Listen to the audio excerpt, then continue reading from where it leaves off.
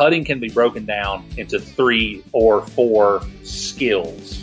And so what those skills are in no particular order: can you choose the right line? That would be green reading. Can you hit it at that line?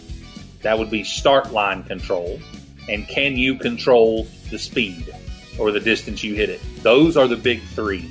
The reason I say potentially 4, I sort of classify attitude as a 4th, because it's really hard to putt well and to do the first 3 skills well if you have the wrong attitude. And what I mean by attitude is you have to believe that you are a good putter. Golf Smarter number 786 is brought to you by Get Mister, makers of The Daily, the first dermatologist-developed health brand helping men build their healthiest skin without the hassle of multi-step routines. Visit GetMister, GETMR, getmister.com, and use Golf Smarter to unlock their limited-time exclusive offer of 25% off your first purchase. More on Get Mister coming up. The 4 primary skills of putting from the Putter Book with PGA pro and author Brandon Stooksbury. This is Golf Smarter, sharing stories, tips, and insights from great golf minds to help you lower your score and raise your golf IQ. Here's your host, Fred Greene. Welcome to the Golf Smarter podcast, Brandon. Fred, thanks so much. Hello. I can't thank you enough for having me on. I'm looking forward to this session. It's going to be a lot of fun. I always like talking to teachers. It's PGA teachers. We're a different breed now. It takes a special person to like talking to a teacher. So, well, there's this range. There's the guys who are who started playing as a kid, fell in love with the game, thought they would be a pro, didn't have, a tour pro, because that's what's on TV, didn't happen. And they're like, now what am I going to do with my life? And they become golf instructors, which is great. I love that. Then there are communicators. And that's who I'm always looking for. I want a guy who's passionate about teaching and who can communicate what's going on, as opposed to do, this is how I do it. I don't care about that. Well, we'll find out over the next hour or so if I'm a communicator, but I can assure you I'm not the first of those. I was never a very good player. I was just good enough to get by. And so I never had any aspirations of the tour, at least not the professional golf tour, maybe the bowling tour or, another tour. But I learned how to do it the hard way because I had a passion for it and worked at it. It never came natural to me. And so we'll see if I qualify as a communicator when we're done. Okay. We'll give you the report card. Well, what got you into how did you become a golf instructor then? What was that path? Well, I had aspirations of doing something else with my life, and changed about halfway through my collegiate career, if you will, to be a golf professional. And I started on the operations side and just fell in love with it. Started at one of those jobs as an assistant where I was teaching all the people that the head professional didn't have time to teach, at the time. And I enjoyed it, and I was somewhat good at it.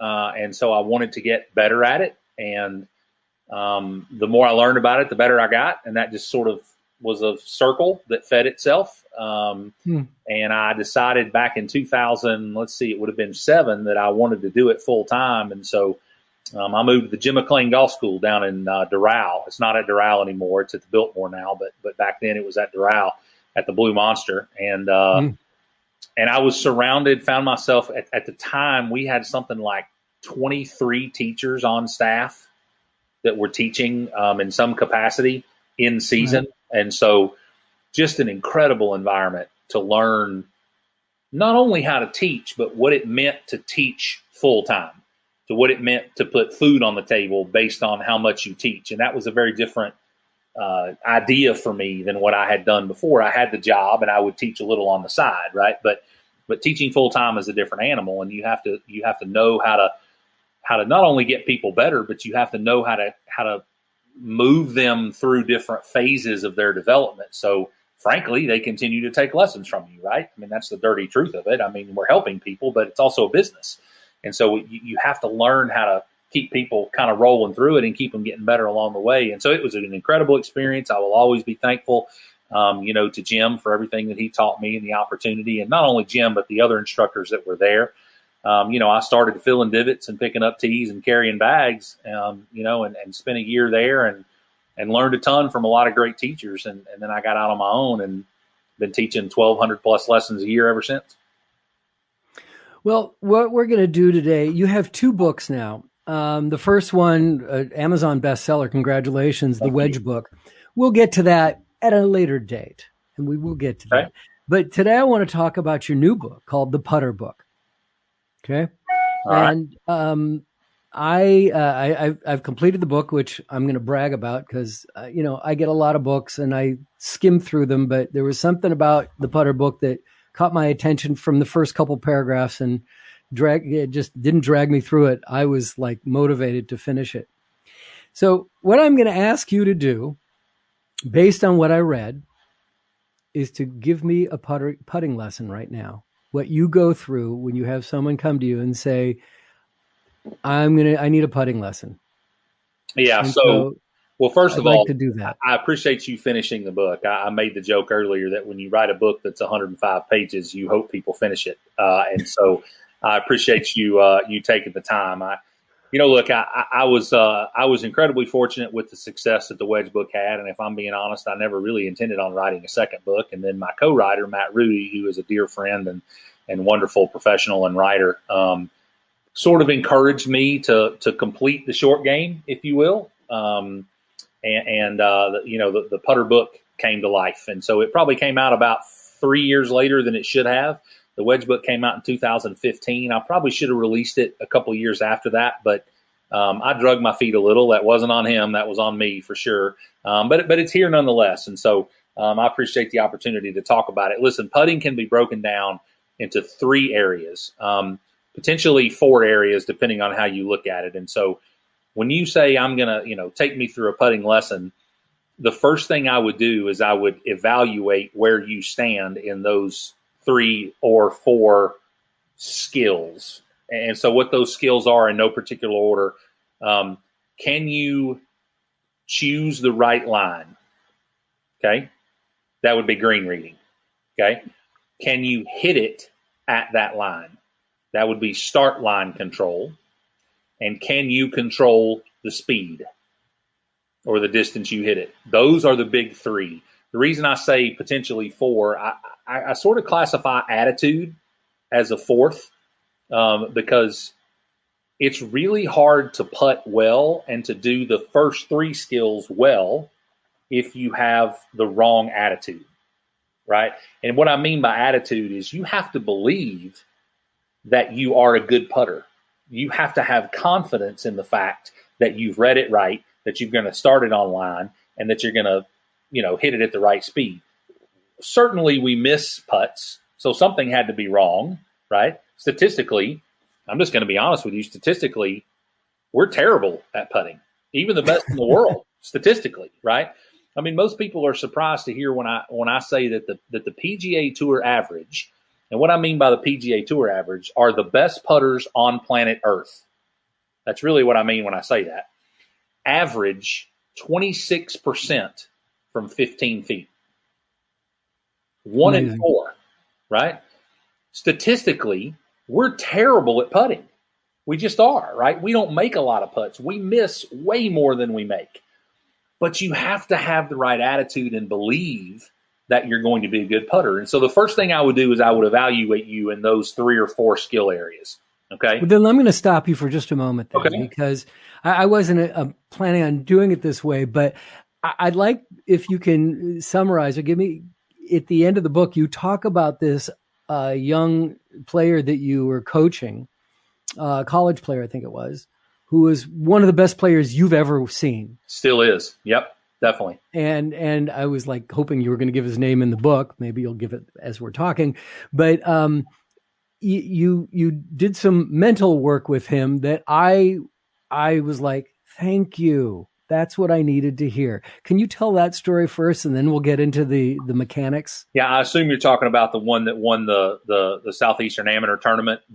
Yeah. So I'm going to keep his name to myself because I haven't spoken to him about whether he's okay with me saying his name, and so okay. I'll keep that to myself. I don't think he would mind, but out of privacy for him, still is one of the best players I've ever coached. When he's on, he's maybe the best putter I've ever seen, period. But he's not so bad anymore. But back then, at the time frame of the story that I was telling, his attitude was not good. So if you talk about the 4 skills, right, when he was putting well, his attitude was fine. When he would miss a putt or 2 or 3, particularly if those misses came at the wrong times. And so so again, think about it this way, right? The PGA Tour averages roughly 75 to 80% from 4 feet on average. Okay. Which means they miss, let's just call it 1 in 5.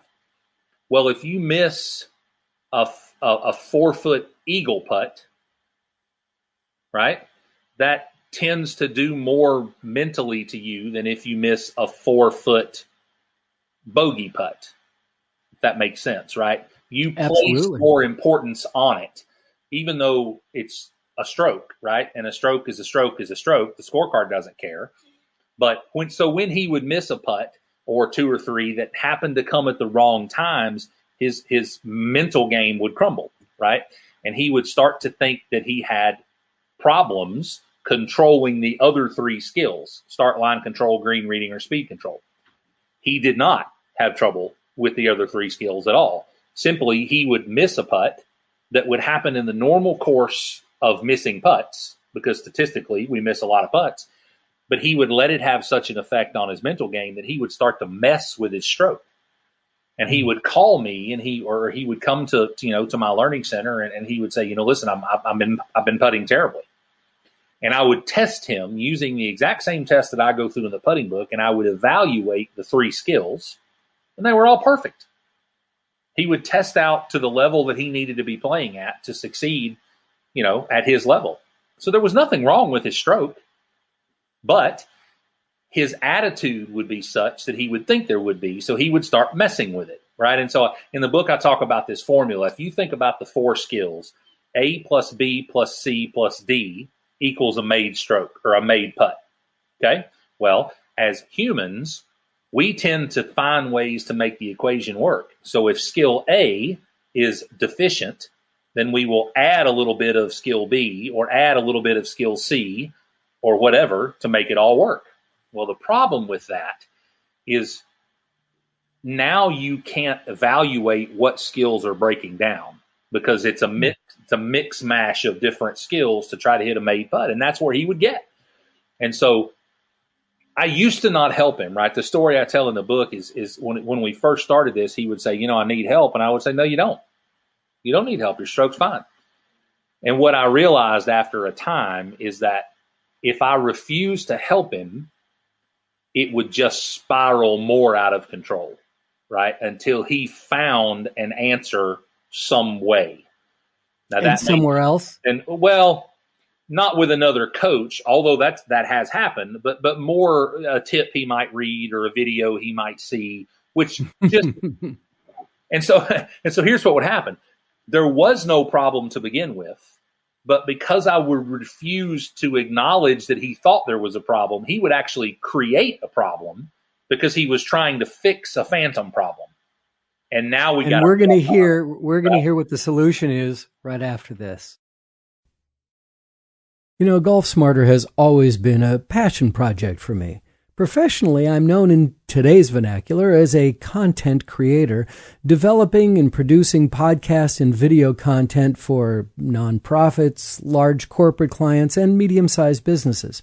Now, a couple of years ago, I produced a series of videos for a dermatologist office, which included interviewing a number of their patients who were battling with skin cancer. To a person, they all bragged about how their childhood and most of their adult lives were spent outdoors. getting great tans, the darker the better, and never, ever using sunscreen until they developed melanoma. From that day on, I never play golf, go for a hike, go to the beach, or do any outdoor activity without wearing a big brimmed hat, because that's when I learned that baseball caps are not efficient when it comes to protecting your face and your skin. Top of your ears, back of your ears, back of your neck. That's why I'm so pumped up and happy to be an evangelist for The Daily by Get Mister, a product that I now use every morning. The Daily is an aftershave that doesn't have a funky odor or a sting. It's a moisturizer that's easy and never greasy, and it's an SPF 30 sunscreen. My wife is fair-skinned and uses SPF 50, but SPF 30 has always worked for me as I'm a bit darker, which is an added bonus because The Daily works on all skin types. The Daily features age defense and blue light blocking niacinamide, hope I pronounced that properly, antioxidants, and all mineral non-nano zinc. Their proprietary plant stem cell extract strengthens and protects your skin. Don't be fooled that the sun isn't out to get you. Take advantage of the 25% discount on your first order that they're offering to us right now and use the checkout code GolfSmarter to order their convenient subscription with travel-size bottles and that awesome pop-up pump. Remember, it's a limited time offer. Go to getmister.com. That's GETMR. Getmister.com and do it today. Your skin will thank you, as do I, for supporting this wonderful sponsor. Again, take advantage of the 25% off your first order with the checkout code GolfSmarter at getmister.com and use The Daily hashtag every damn day. God, I'm so sorry to interrupt you like that, but I'm fascinated. So now you had to go through some mental games to figure out how to best coach this kid. Yeah, that's right. And so in order to keep him from messing with the system even more, I finally had to, frankly, start humoring him, right? And I would acknowledge that there was something wrong with his stroke. There really wasn't, but I would acknowledge that there was. And I would give him some simple tip that between you and me, and I say that knowing that there are going to be hundreds and thousands of people listening to this, so I hope he's not listening. He's not. I would tell him something that meant nothing. It had nothing to do with anything that was going on in his stroke. It was totally harmless. But he didn't know that, right? And it would give him something to focus on so that he didn't mess with it, right? And so it gave his brain something else to do instead of do what I didn't want it to do. And usually after a couple of days or a few practice sessions would go by, I would call him and say, "Hey, how's the putting?" "Oh man, it's so much better. That tip was great. Thanks." And I told him you have an example of what you told him. You remember? Oh, I would tell him that that he moved his head a little in the backswing or the backstroke. I mean, that minute. Yeah. I mean, I joke that I hope he's not listening. I really hope he's not, because I won't ever be able to do this again, because I still have to have some of those conversations with him. But I mean, it would mean nothing. It would be totally meaningless, right? But it would be enough to make him think that his coach had acknowledged the concern and that he now has something to work on. And that would be all he needed to get the mental piece or the attitude piece of the equation back to normal. And then the three skills would go back to being just fine because they were fine before, and then it would all be okay again.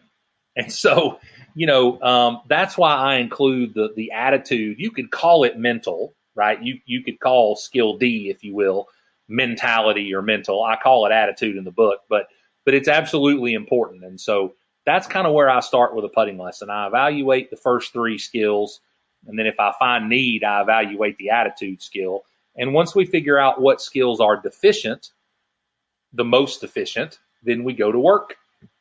And it's really that simple. And so I can get more detailed if you like. For example, start line control, one of the skills. Your setup influences start line control. Well, your setup influences path. and path influences start line control, right? So if somebody has start line control problems, then I tend to start to look at how they set their body up and how they control the putter head. The fit of the putter can influence putter motion, which has an influence on start line control, right? Speed control, how you generate force or acceleration in the putting stroke has a massive impact on speed control. Putter fit has a small impact on speed control as well. Setup doesn't tend to affect speed control very much, right? And so that kind of gives you an idea how the puzzle sort of works together. But everything is based on the 3 or 4 skills, however you want to look at it, and whichever of those is most efficient, that's where we start. Fabulous. Fabulous. So let's start. Give me a lesson. Well, tell me, I don't know how you're going to do this. Well, tell me, we're just talking. But... Well, tell me what's wrong. Oh, I feel like I'm, as much as I work on it, and I do work on it because I have a putting green in my backyard. I'm still 34 to 38 putts around. Okay. And I would like to be at the 32. If I can be at 32, it'd be a happy day. Now, of course, it's a lot better if I can get the ball closer to the hole on my approach shots. But let's just say that I would like to, well, I also want to say that this lesson that you just gave is huge for me because there are frequently, I'll have 2-3 putts, 3 putts in a round and go, I have no idea what I'm doing out there. Yeah. So mechanically, I'm okay. Let me jump in here. I would tell you that the very first thing, if you came to me and said what you just said to me in a putting lesson, the very first thing that we would have to do is get rid of the 3 putts, right? Which tend to be speed control issues. Okay, and you got to be careful with this because a lot of students will say, when I say, well, why are you having 3 putts? Is it because the second putt's too long? Or are you missing the short ones? Well, oftentimes they'll say I'm missing the short ones, but if the second putt is 5 feet away from the hole, the best in the world miss 1 out of 5. Mm-hmm. I mean, what's an average amateur going to miss? 2 out of 5? Yeah. Probably 3 out of 5? Right. The problem's not you're missing short putts. The problem is you shouldn't have 5-footers. Mm-hmm. Right. And so the first thing we got to do is get rid of the 3 putts. I tell people, I don't care what level you play at, every single person on earth is capable of 1 3-putt or less per round. That would be a wonderful thing. Usually for most people, if I do that, their handicap drops by 2 shots or more. Wow. Right. If you just take away the 3 putts, because most people have 2 to 4 in every single round they play. And I'll tell you, I putt my best when the beginning of quarantine, when the holes were sticking out when the cups were sticking out of the hole and I just had to slam it into that. That's when I was making a lot of putts. Yeah. And so, right away in you saying that, then my mind says this guy might have some speed control issues and there might be some green reading issues, right? Because if your green reading skills are so deficient that it's breaking left and you think it's breaking right, you can very easily end up with a 5-footer that way. Right? Mm-hmm. Because you've aimed a foot or 2 outside the hole on the wrong side, and now it's going to break a foot or 2 going the other way. And so a lot of people, 3 putts are speed control and green reading issues most of the time. And so if you came into me and said to me that, then I'm going to evaluate immediately your speed control first. While we're doing that, I will look at your putter fit. And what I mean by fit is the head weight relative to the length, because that can affect the swing weight, and swing weight can have a huge impact on speed control or acceleration of the putter head. And so if something is grossly off, for example, you have a putter that is made light from the manufacturer, some of them are, and it's been cut off 2 inches, right? So it came from the factory at 35, a light 35, and you've cut it off to 33, we have a problem, right? Putter's too light. Happens all the time, especially in juniors and kids, okay? Because they get dad or mom's putter, right? And they'll just lop off 6 inches off the shaft, and the tool is horribly built at that point, right?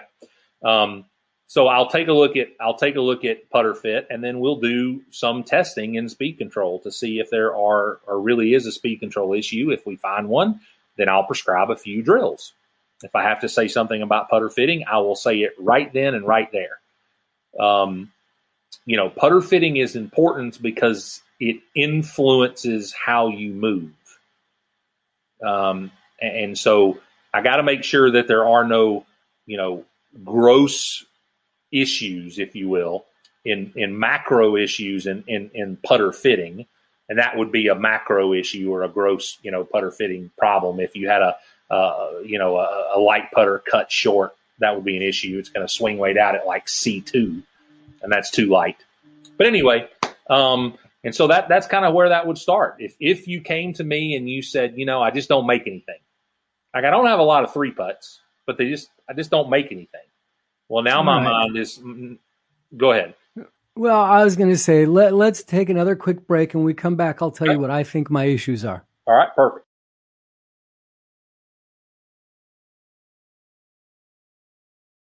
Years before I started playing golf, which I did later in life, I shot a lot of pool as a kid, right? So I've always felt like I can see the angles. I'm good at seeing the angles. And then early on with Golf Smarter and a lot of the interviews, I got the understanding that how gravity influences where the ball goes, and just think about where water is, about irrigation. Don't think about the mountains and it goes to the ocean or the lake. Think about how it works with irrigation, because greens can't be perfectly flat or the water just sits there. Right? That's correct. Yeah. And I would say, I would go a little deeper with that and say that most people make the mistake of looking at anything. Hear me out here. This is usually where darts start to get thrown at my head. The only part of the putt that is influencing the break is the part between your ball and the cup. I don't care what the edge of the green's doing. I don't care what the mountain's doing. I don't care what the ocean's doing, the Las Vegas Strip, the Grand Canyon. The only thing that matters is the 12 feet and about 4 to 6 inches on either side of that line between your ball and the cup, right? And so people start to get into trouble when they start, and look, I used to do it this way too until I was introduced to Mark Sweeney and Aim Point, who is a friend and changed my life in both playing and teaching. But, and also has been on the show. Yeah, we've had him on. I mean, I remember, telling people before I should give him a little money back. I should mail it to him. When you hit that 50-yard wedge shot into the green, before you put the club back in the cart, start looking at the complex, because that gives you an idea. No, it doesn't. It just doesn't, right? Because you can't see the putt. And so, everybody remembers when Tiger Woods used to get down behind it and he'd put his hands on either side of his face, right, to create that tunnel. Now, I don't think he was doing it for that reason, but that's a good way to think about it, right? Because that's really the only part that matters. And so, I think green reading is definitely part science and part art, but it can be way more science than most people think if you just give them a little bit of information on why break why break happens, what causes break, and how you can make some inferences and assumptions based on some very easy things to feel. And that's what Mark and Aim Point really did for me. And now what I teach every student that comes to me for green reading problems or have green reading issues. It doesn't have to be complicated. I can, give you a skill to not only read better, but something you can also work on. And that's very different from a lot of what people think about green reading. It's, they think you're either a good green reader or you're not. How do you get better at green reading? Well, I have no idea. He just sees it better and I don't. Well, you can get better at it for sure. You just have to know how. Right. So you don't think that surveying, like when you're looking behind the ball and then looking, I tend to look at the entire green and see where the top and the bottom of the green is and what the influence is going to be. You're saying that's just a lot of additional information that can be more confusing than helpful? Well, that's a trick question for me because I don't look at putts. I feel putts, right? I'm an aim point guy. And so I don't use my eyes, I use my feet. But yes, that's exactly what I'm saying, right? Okay. Is that information into the cauldron will cause more harm, in my opinion, than it will cause good. Wow. So that's my opinion, right? Again, this is where darks start getting thrown at my head, when I start saying this. But I think it just confuses more people than it helps, because what's happening on the corner or the edge of the green 25 to 40 feet away from the line you're putting on has nothing to do with why your ball's going to break. Nothing, right? Because I could take you somewhere on that green where that quote unquote high side would still be higher than where you're standing, but your ball would break toward it. Because the part you're putting over is sloped toward that high side, right? In other words, on the other side of the swale. And now the whole theory just got thrown out the window. How could it be higher and my ball break toward it? Well, because your ball's not breaking toward the high side. It's breaking based on what it's rolling over. And what it's rolling over is breaking that way, because there's a little swale in between you and the high point that you're looking at 50 feet away. And so I think that tends to cause people more problems than it does good. Now, I will say this, for folks that do use their eyes, going directly behind the putt isn't without value. Okay, I don't do that. Aim point folks don't do that as a general rule. But if you do use your eyes and you read greens that way, going behind the putt and looking up the line isn't without value.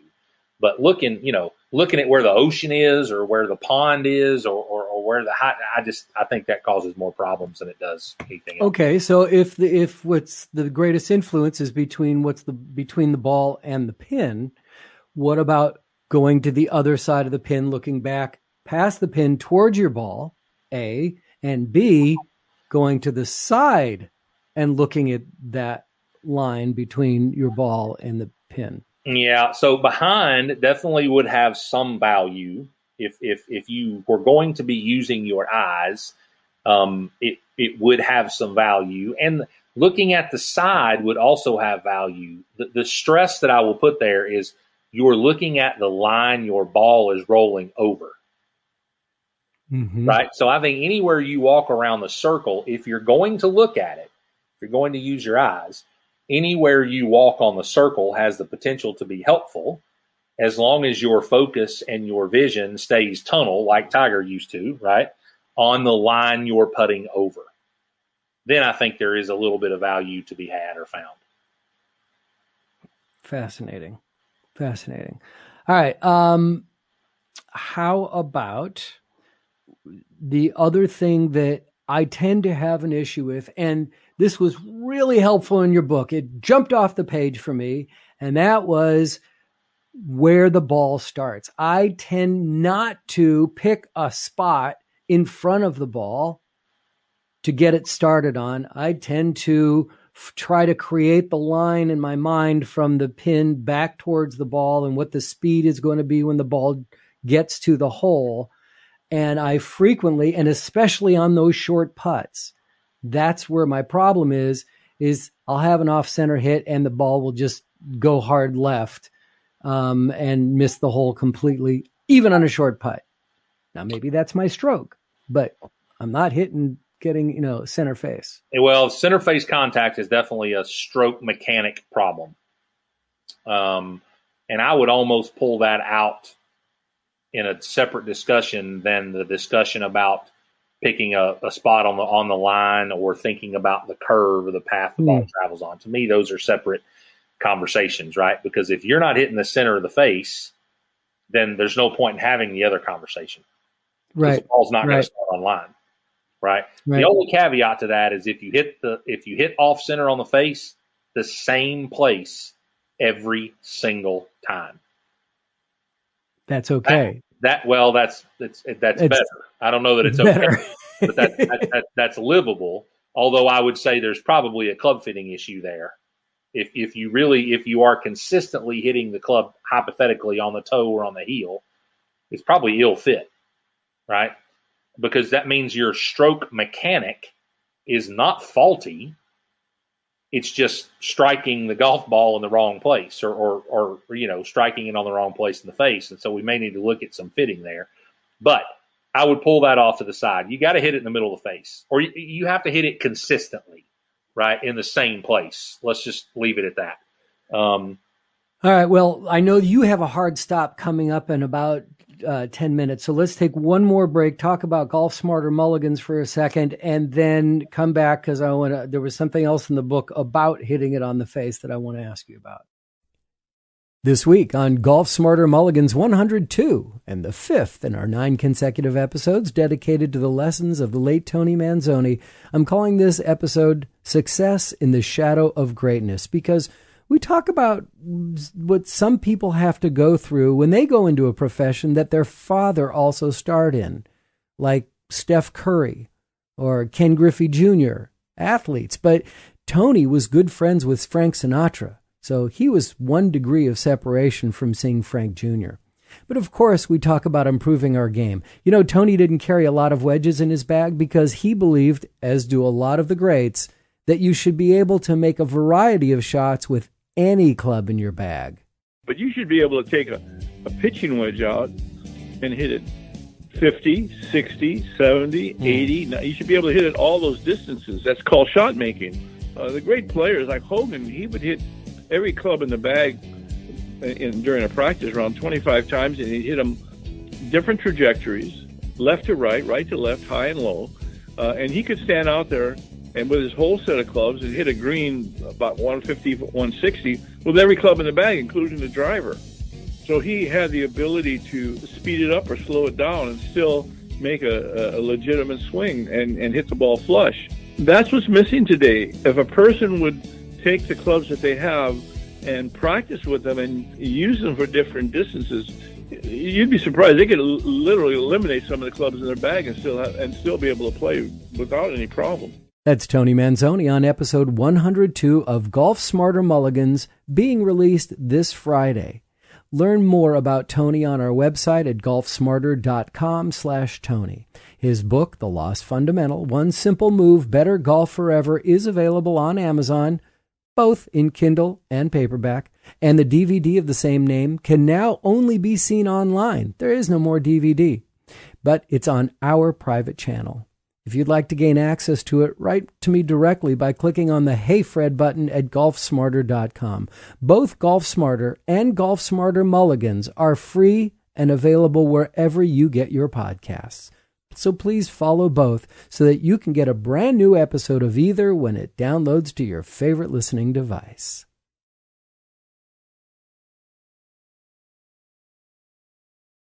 In the book, you have this great little tip where you wrap some rubber bands around the putter, so if you're going to hit it off center, you'll know it. But the way, and I'm going to just talk about me because I can't talk about other people, I use a mallet. That kills the rubber band idea. And I like center shafted putters so that I can see that line and I know, I'm trying to get it right on that line. And so usually my off-center hits are closer to the toe, half inch to an inch. Well, I don't know that the mallet ruins the rubber band idea. You just need bigger rubber bands. But in all not seriousness, a spider that's squared off. It's kind right. of a oval. Well, in all seriousness, I would tell you that if you consistently miss the face in the same place every time, it could be a stroke mechanic dysfunction, but there may very well be a putter fitting issue that you need to take a look at there. And I don't have enough information to be able to tell you what that putter fitting issue might be, but it most likely it's related to the length of the putter and or your eye position relative to the ball. And so that's a pretty big conversation, right? But everybody has a position of their eyes relative to the ball where they see a straight line, right? So I want you to imagine standing over the putt and you're looking down at the ball, and then you've got let's just call it an 8 or 10 footer, and you swivel your head to the side and you look at the hole. everybody's got a position relative to the ball where they stand, where when they swivel and look down the line, that line looks straight. And I go through a test in the book that you can do, right, where you can put some dots on the ground and you can find that ball position. In my testing, some people are a little inside the ball, some people are a little outside the ball, some people are right over the ball. Okay, it could be that you have your eyes positioned incorrectly, which may be influenced by an incorrect putter length. And that's why you have the mistake of hitting it, a half inch toward the toe. If your miss is consistently in the same place, then I would absolutely take a look at both of those, right? I would get the book out, I would put the dots on the ground, I would go through that test, and I would find out where your eyes need to be, and then I would measure where your eyes are now. And if the two of those aren't the same, meaning if when you see a straight line, your eyes are a half inch inside the ball, and when you set up to your putter, your eyes are 2 inches inside the ball, you got a problem. And that's what I would fix first. Right? And so does that make sense how putter length can affect eye position, right? Because if the putter's too long, then people tend to get further away from it, right? And their eyes get too far inside the line. Now, some people do some funky stuff with their posture to offset that, and there's always the outliers. But as a general rule, putters that are too long have people too far inside the line, and that tends to influence motion. Massively influence motion. And so that's if I had you on my green outside my learning center, that's where I would start. If you told me, man, I don't hit the center of the face every time, but every time I miss the center of the face, it's in the same spot. It's a half inch toward the toe. That's where we're going to start. All right, then let me ask you one more thing. I'm just like loving this. Thank you very much. Something that I've noticed a lot, not only with myself, but with a lot of my playing partners, and that is, well, I play with right-handers, so let's just say the left or the lead wrist breaking at impact. So all of a sudden the putter head goes way up in the air and the ball goes hard left. It'll go to the left. So lately I've been working very hard on making sure that upon contact and follow through, I'm trying to keep my lead wrist as still as straight as possible without it breaking. I'm doing this. So I kind of bend it in a little bit and just keep it there so that I'm standing up here. That's why you couldn't hear me all the time. So I'm kind of like pushing, but I'm not pushing. I'm trying to do a straight follow through with my tempo of forward to back being equal. Does that make any sense? It does. Are you asking me if that's okay? Of course. So I come back to the skills, right? I am less concerned with how you do it if you have the skill of start line control. Mm-hmm. Okay. And so let's go back to the student I was telling the long story about earlier. If you assessed his aim and his path and face position relative to his aim, you'd think he was a 20 handicap. But the ball rolls down the line every single time. And so he sets up 3 inches left with his body, opens the face 4 inches, and pulls it an inch. And the ball rolls right down the line. And so I would tell you, if you're asking me if that's okay, I would answer your question with the question, does it make the ball go at your start line more often? And if the answer to that question is yes, then I would say, yeah, it's probably worth exploring. Right. So the breaking of the left wrist, closes the face. That's why it goes left. Closes the face is not something you should be, is something you should be aware of and try to correct. Well, assuming it's causing you a start line control problem, yes. The start line and with the way you started the conversation, it seemed like you were pulling putts, right, in your example. Yeah. And so that would be a start line control problem. And so, yes, if it's causing you a start line control problem, then it probably needs to be addressed, assessed and addressed. But I keep going back to this. The skill is not proper mechanics. The skill is controlling your start line. Okay? And so let me put it in the world of full swing, right? I don't know Jim Furyk, so I hope he's not offended when I say this. The skill, he's not listening either. The skill is not a properly executed, perfectly mechanical golf swing. The skill is controlling ball flight. Right. Being square at impact, right? That's right. And so Jim Furyk can do it just like Tommy Fleetwood can do it, or Adam Scott can do it, or whoever you want to talk about that most people would claim would have a mechanically beautiful or more accurate, if you will, golf swing. Rory McIlroy, whoever, right? Both of them can control ball flight. Does that make sense? And so never forget, never, ever, ever forget. And this is why I spend like 4 chapters talking about the skill. I literally spend half the book talking about the skills. The skill is controlling the start line, controlling the speed, and reading the green. How you get to those skills is less important than getting the skill.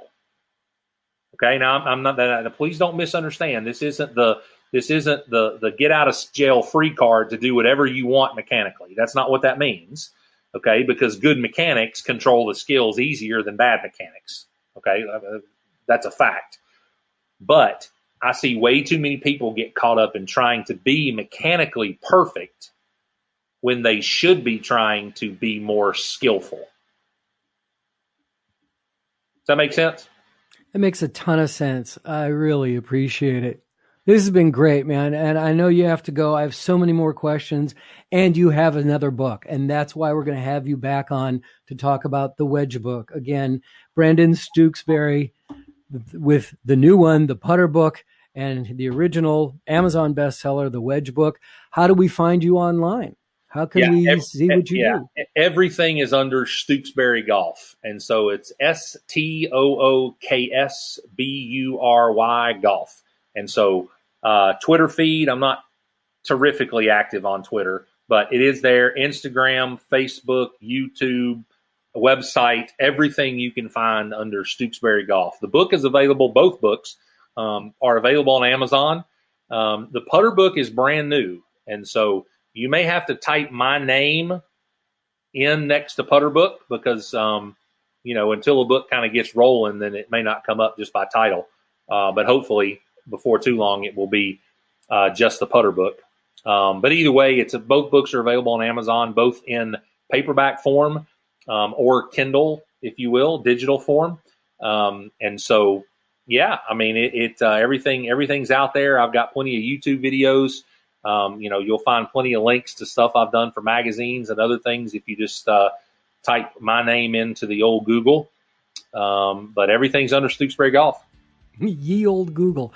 Well, thank you very much for sending me the paperbacks. My wife would have wished you would have sent me the Kindle versions. She goes, can you turn off the light? No, this is too good. I'm reading. I'm with a headlamp on, right? Just trying to go to sleep. Brandon, it was great to talk to you. I look forward to having another session with you so we can talk about the wedge book. Thanks so much. Hey, thank you, man. I really appreciate it. I had a great time. Thank you. I'm serious about getting your input on what you think we should do for episode 800. Golf Smarter Mulligans, the name Mulligans is because you voted on it. You helped me. You came up with that name and it was perfect. So please send me your ideas. What do you think? Somebody, and I mentioned this, somebody suggested that Maddie B should interview me about maybe what I've learned over the years of doing golf. It's a pretty good idea. But there's got to be other ideas out there. And maybe if we do something like that, how would you like to be involved? How about if we do a Golf Smarter Zoom recording and then we'll use that as anyway, lots of ideas, but I want to hear from you. So if you have any questions or comments, suggestions about other guests, I love getting these suggestions because you know a lot more than I do when it comes to this stuff. So when we work together, it's a beautiful thing. So send them to me. Follow at Golf Smarter on social media. Check me out on Instagram. I put videos with the teases of each episode. And you can also subscribe to Golf Smarter TV on YouTube. But if you want to talk to me, just click on that Hey Fred button at golfsmarter.com.